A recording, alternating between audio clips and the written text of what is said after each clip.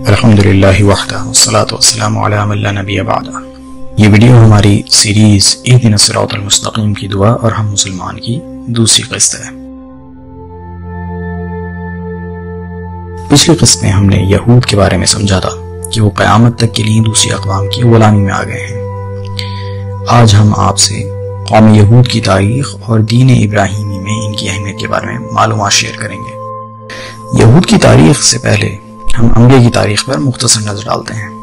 جیسے کہ آپ سب کو معلوم ہے کہ سب سے پہلے نبی حضرت آدم علیہ السلام تھے۔ ان کے بعد مختلف انبیاء لوگوں کی ہدایات کے لیے آئے، جن میں قدیم معلومات کے مطابق حضرت شیس، حضرت نوح، حضرت ہود، صالح، لوط اور ابراہیم علیہ السلام تھے۔ یہاں یہ بات اہم ہے کہ حضرت نوح، حضرت ہود، صالح، لوط، ابراہیم اور اسماعیل علیہ السلام سب کے سب اللہ کے نبی ہونے کے ساتھ ساتھ اللہ کے رسول بھی تھے۔ یہاں نبی اور رسول کے فرق کو جاننا بہت ضروری ہے۔ نبی اللہ کے وہ عظیم بندے ہوتے ہیں جو اللہ کی طرف سے عام لوگوں کی ہدایت اور دعوت و تبلیغ کا کام کرتے تھے۔ یعنی اگر لوگ اپنے درمیان موجود نبی کی پیروی کرتے تھے تو وہ سیدھی راہ پر رہتے تھے، اور جو لوگ ان کی پیروی نہیں کرتے تھے وہ بھٹک جاتے تھے۔ قرآن کریم میں اللہ انبیاء کی تعریف کچھ اس طرح کرتے ہیں: اور ہم نے ان کو امامت عطا فرمائی کہ ہماری ہدایت کے مطابق دنیا والوں کی رہنمائی کرتے تھے، اور ان کو نیک کام کرنے اور نماز کا اہتمام رکھنے اور زکوٰۃ ادا کرنے کا حکم بھیجا، اور وہ ہماری بندگی کرنے والے تھے۔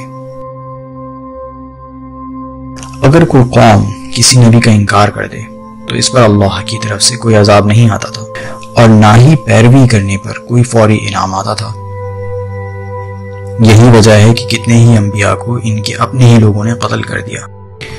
دوسری طرف رسول ایک خاص قوم پر آتے تھے اور انتہائی حد تک وہ اللہ کا واضح پیغام پہنچا دیتے تھے۔ یہ پیغام اتنا واضح ہوتا تھا کہ کسی سلیم الفطرت شخص کے لیے انکار کی کوئی گنجائش نہ رہتی تھی۔ اگر کوئی انکار کرتا بھی تھا تو اس وجہ سے نہیں کہ اس کو بات سمجھ نہیں آئی، بلکہ وجہ کوئی دنیا کی ضرورت، یعنی مال دولت، عام لوگوں میں ان کا رتبہ یا قوم پرستی ہوتی تھی۔ یعنی اس شخص یا قوم کو دنیا میں اپنا مقام کھونے کا ڈر یا تکبر اللہ کے رسول کا انکار کا باعث بنتا تھا۔ اسی وجہ سے اللہ ایسے لوگوں یا قوم کا فیصلہ اسی دنیا میں سب کو سنا دیتا تھا۔ یعنی جو لوگ رسول کا انکار کرتے تھے وہ عذاب کا شکار ہو جاتے تھے، اور جو لوگ رسول کے ساتھ رہتے تھے وہ اسی دنیا میں اللہ کے انعام و اکرام کے حقدار ٹھہرتے تھے۔ قرآن کریم میں رسولوں کے بارے میں اللہ نے فرمایا ہے: اور قوم کے لیے ایک رسول ہے، پھر جب ان کا رسول آ جاتا ہے تو ان کے درمیان انصاف کے ساتھ فیصلہ کر دیا جاتا ہے، اور ان پر کوئی ظلم نہیں کیا جاتا۔ تو اگر آپ حضرت نوح، ہود، صالح، لوط اور ابراہیم علیہ السلام کی رودات پڑھیں تو ان تمام رسولوں کے انکار کے بعد ان پر اللہ کا عذاب آیا، اور جو لوگ ان رسولوں کے ساتھ رہے ان کو اللہ نے نہ صرف مالی خوشحالی عطا فرمائی بلکہ ان اصحاب رسول کو دنیا میں اقتدار بھی دیا۔ ہم اگلی قسط میں ابراہیم علیہ السلام کی رسالت اور اللہ کا ان پر خاص کرم کے متعلق گفتگو کریں گے۔ اقول قولی ھذا استغفر اللہ لی ولکم ولسائر المسلمین۔ السلام علیکم ورحمۃ اللہ۔